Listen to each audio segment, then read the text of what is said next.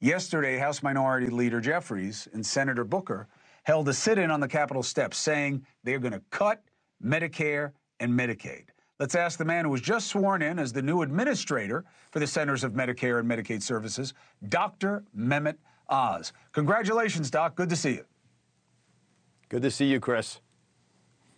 So the first question is, have you been told that Medicaid and Medicare services are going to be cut in this upcoming budget if the administration has its way? No, the president has said to me repeatedly and publicly that he wants to love and cherish these vital programs. You know, when you walk in the office building that I work in at Humphreys, which is named after Hubert Humphrey, you see a quote from him. And I think it's worth remembering that quote because it applies to our great society. We must take care of our most vulnerable. That's how we're judged, by the way. And what Hubert Humphrey said was, it is the moral obligation of government to take care of those at the dawn of life, children, those in the twilight of their life, our seniors, and those in the shadows. Those are the most vulnerable. Those are the folks for whom Medicaid was originally designed. And what we have to do, and this is not about politics, this is about patriotism, but we must make these programs strong to do just that. And so if you look from my perspective out there, you see massive amounts of fraud, waste, and abuse. We have to enforce the rules to stop that. I can regale you with numbers, and maybe we will later in this interview. But we also have to empower the average American so they actually can control their destiny. And we have to provide incentives for the providers, the doctors, the hospitals to be more efficient with how they shepherd our dollars. And I want to caution everybody, when we get into this debate, it sort of goes around and around. But at its very core, 70% of what we spend on healthcare is driven by chronic illness. That's why the MAHA movement is so important. If we make America healthy again, then we'll be able to use those funds that we're saving by not spending it on chronic illness management when it's already a little bit late sometimes for preventive services that help all of us. Well, if you can get preventive services covered, that'd be great. Right? A lot of people don't get it within their network. Their doctors, want to treat them, but they know they're not going to get paid.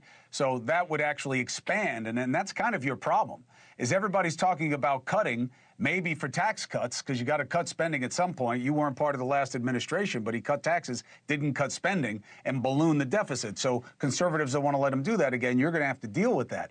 And you need an expansion, if anything, Doc, because you have all these red states that didn't expand when they had the chance, so they have disproportionate numbers of people in their states who aren't covered.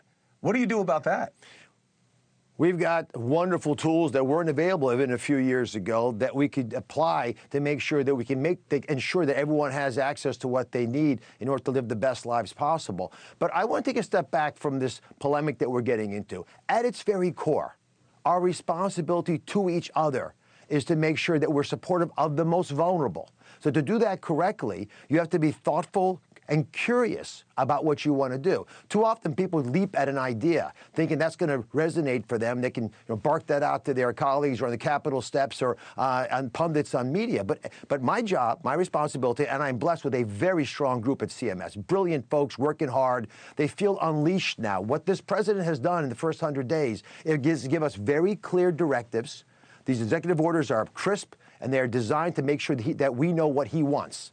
And our job is to make sure that those tasks, which, again, the American people voted for President Trump, so they want what he wants done, our job is to make sure we act on those opportunities. And many of them are designed to help CMS, my agency, and under Bobby Kennedy, we're doing this very effectively, get out there and make sure that Americans are getting healthier. I'll give you one good example. I think we ought to have better interagency cooperation. If there's great wisdom at the NIH to research the causes of chronic illnesses, or frankly any illness, and the FDA is out there and has the ability to answer those questions with really thoughtful opportunities to help Americans stay healthier, the best technologies, for example, the best concepts, and then the CMS, what I am responsible for, can pay for these because we've been very careful in how we've shepherded the funds that are available. And remember, the funds we're spending come from the taxpayer. So our job is to abide the fiscal responsibility to make sure that we're thoughtful about how we invest those so we get the most return for that. We're already spending, Chris, twice as much per capita as any other country in the developed world. Twice as much. And yet our survival rate since you and I were in college has dropped to about 5 years behind Europe. We are witnessing the #3 cause of death being healthcare mistakes. So there's lots we can do better. instead of looking at the edges of this and trying to pick on each other, we need to focus on the patriotic responsibility that each of us have to be as healthy as possible. And I think that wisdom is being out there ensured by President Trump's actions and by Secretary Kennedy's wisdom to flow down to all of us in the agencies. And that's what we're laser focused on. Thank you for watching. Subscribe below and download our NewsNation app right now on your phone, and you will get fact-based, unbiased news for all Americans.